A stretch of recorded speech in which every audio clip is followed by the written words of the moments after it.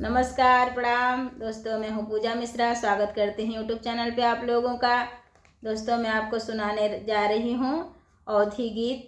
चुटकुला है, अच्छा लगेगा। लाइक सब्सक्राइब करिएगा, कमेंट में बताइएगा कैसा है।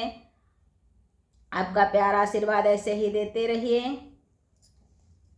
हथवा में लेहे ललट मिया, हमार पिया राखे मलिनिया।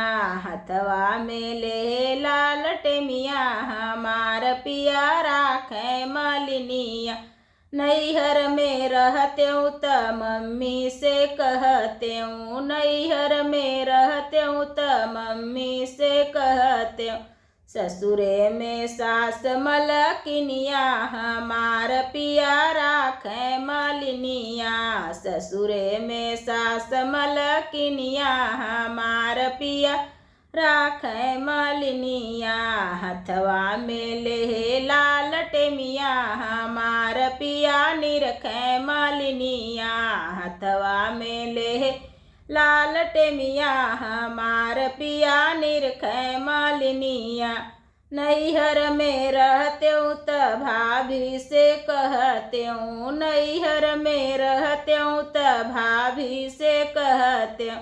ससुरे में जेठान मलकिनिया, हमार पिया राखे मलिनिया।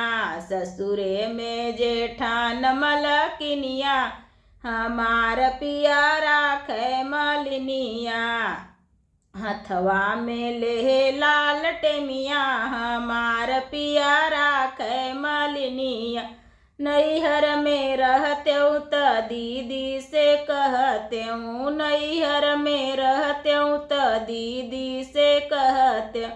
ससुरे में ननद मलकिनिया, हमार पिया निरखे मलिनिया। ससुरे में ननद मलकिनिया, हमार पिया निरखे मलिनिया। हथवा में लेहे लालट मिया, हमार पिया राखे मलिनिया।